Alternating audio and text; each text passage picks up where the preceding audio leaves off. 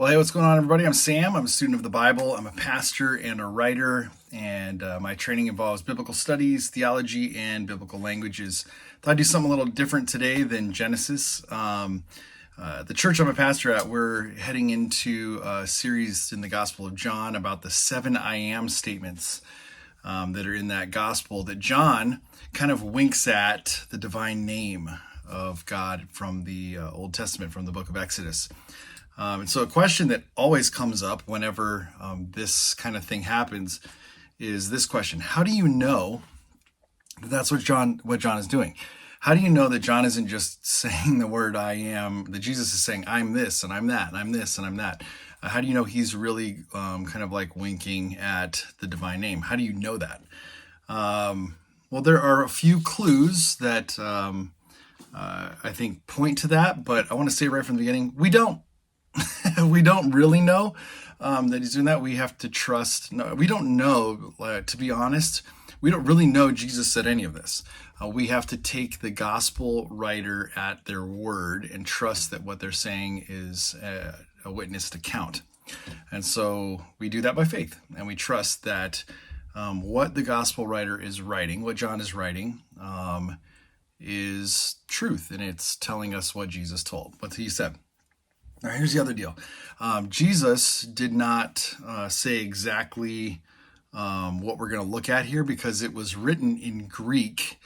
So the Gospel of John was said to be written, the dating is kind of fuzzy still a little bit, but we have pretty good dates, like maybe the first form of it written around 70-ish AD, but the final form that we know, I think we have a pretty good grasp on, is around 90-ish to 100-ish AD or CE, if you use that one anyway.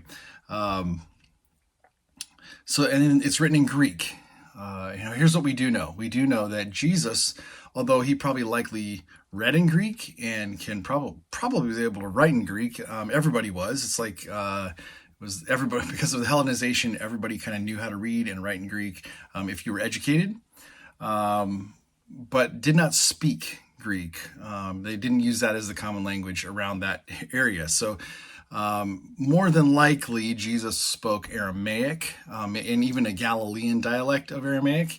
And he probably knew how to speak Hebrew also. In fact, I know he knew how to speak Hebrew, because to read from the portions of the Old Testament that he did in the synagogues, to be a rabbi, you had to understand Hebrew. When Jesus speaks and says these things that John records, like, I am the door, I am the good shepherd, I am the light of the world, I'm the bread of life, I'm the resurrection and life, I am the way, the truth, and the life, all of those things, John records them in Greek. Jesus likely said those things in Aramaic. Now, here's the fascinating thing about Aramaic. Aramaic does not have any being verbs in it, the first century Aramaic.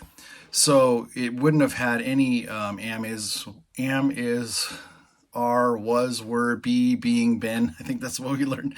All those being verbs, not in Aramaic. Okay, so the best that we can understand is that the Aramaic phrase would have been something like I. Okay, so he would not have said I am anything. He would have said I, then good shepherd, I, door, or something like that. It would have been received, though, as if he was saying it that way. We also know that he more than likely was not saying I am in Hebrew, winking at the divine name, because it wouldn't have been a wink. It would have been a blatant use of it, and that would have got him into a lot of deep trouble with the religious leaders, because they would not have put up with that. The Hebrew people do not even speak. They did not even speak that tetragrammaton name. So for him to use that and then to use the attributes would have been like, whoa, time out. And so the question then is, okay, so if it's in Greek, how do you know that that's what John was trying to do in these, passages in John? So the Greek phrase that John writes is the phrase ego eimi. Okay, I'll put it up on the screen right here.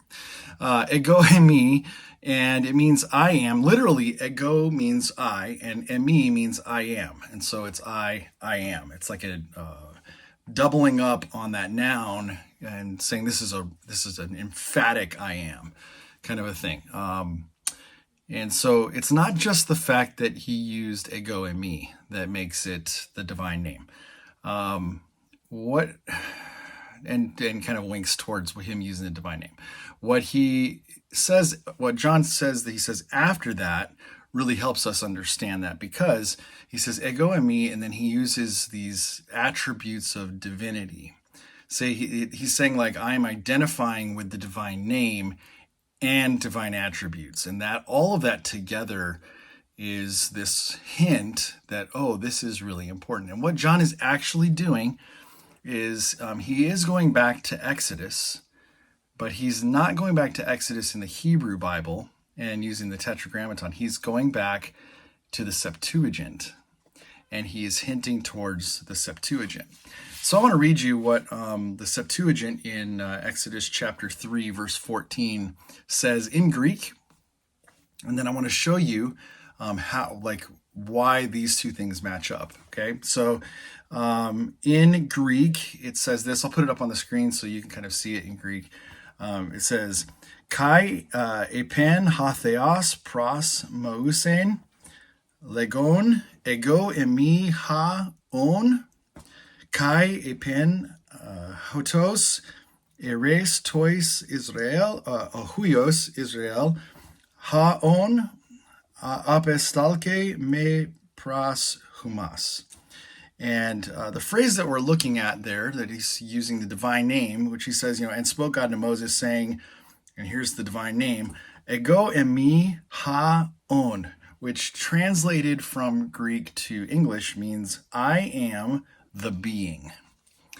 Okay, that's the way the Septuagint puts Exodus chapter 3, verse 14. I am the being. Ego emi ha on. And then later on he says, tell the sons of the children of Israel, Ha-on has sent me to you. The being has sent me to you. Okay, so that is the Septuagint's rendering of Exodus 3:14. And so what John is doing here is he is using the words ego and me to identify Jesus with the divine name from Exodus 3:14 in the Septuagint. And the way we know that is because he's using that phrase, and then he's using a divine attribute. Like, I'm the bread of life. I'm the manna of life. I am the light of the world. I'm the way, the truth, and the life. I'm the resurrection and the life. When he says, like, before Abraham was, I am, like, ego eimi, they get all like crazy. It's because he's hinting at the divine name. He's winking towards the divine name.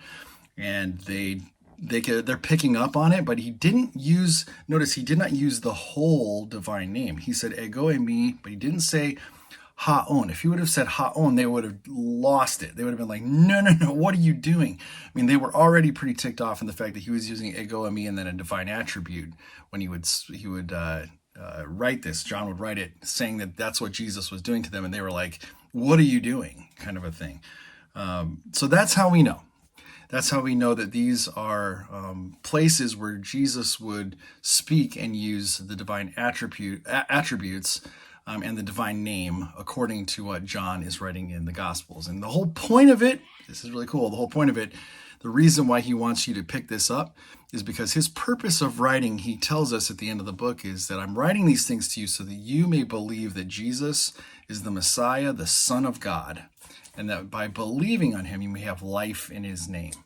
And so that's why John's writing. That's why John tells us these 7 statements, so that we might understand who Jesus is, the divinity he's claiming here by using a nod towards the divine name of Exodus. Well, I hope that makes sense. Hope you find that interesting. If so, give me a like and subscribe, and then I'll see you in the next video.